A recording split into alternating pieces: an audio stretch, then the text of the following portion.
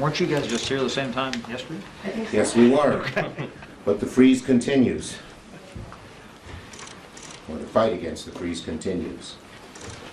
Okay, I'm proud to be joined by my colleague, Senator Murray, our ranking member of Forbes, Senator Peters, ranking member of Homeland Security, and Senator Heinrich, ranking member of Energy Committee.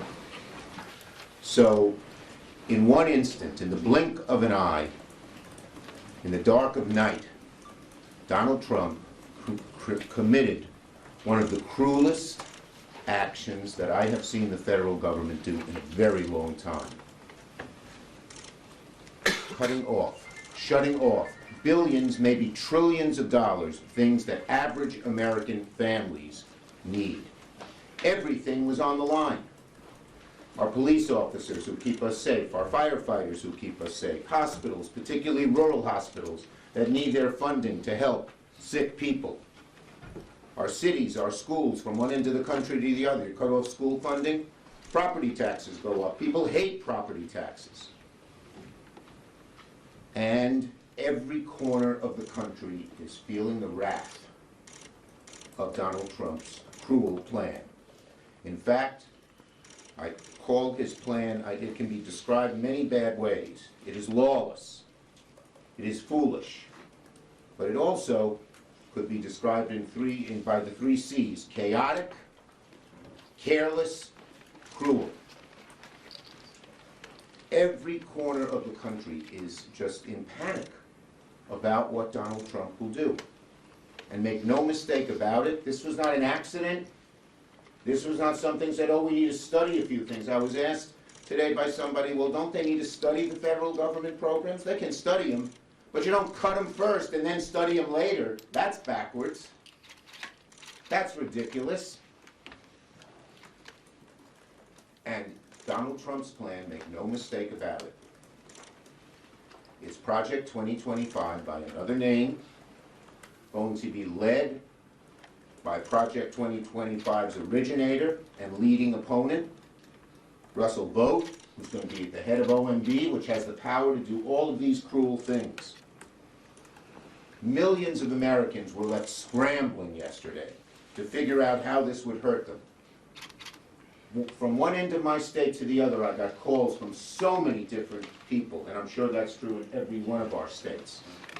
Donald Trump, with his cruel policy, has aroused the American people and begun to show them how this administration is not for working families, but for the billionaires, because they want to make these cuts so they can cut taxes on the wealthiest of Americans and the biggest corporations.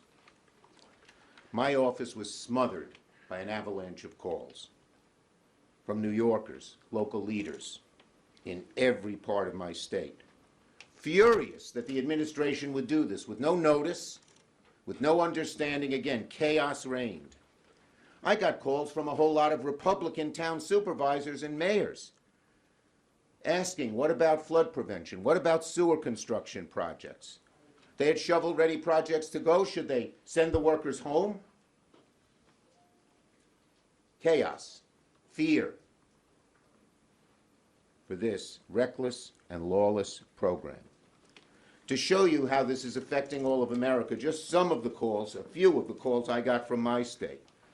A food bank, Feed More, in Western New York, fearful that they wouldn't be make deliveries to hungry people should they shutter their operation.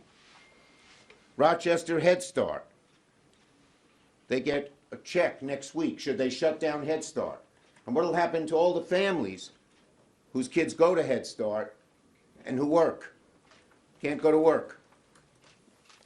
I got calls from the Family and Children's Association of Long Island. They treat substance abuse. They get weekly funding payments or bi-weekly.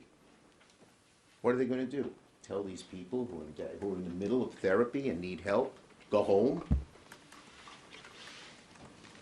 Churches United for Fair Housing. They're in the process of building some housing. Do they send the workers home? They don't want to keep them there for weeks.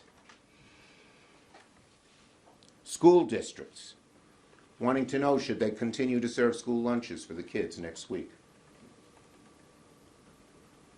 Community health centers like Cornerstone Family Health in the Hudson Valley. They started making a plan to triage what services they could provide and what services they couldn't. The Roswell Cancer Center, which has done so much groundbreaking research up there in Buffalo, asking if research would vanish. Should they stop interviewing new scientists who were coming to apply for jobs? This is all awful.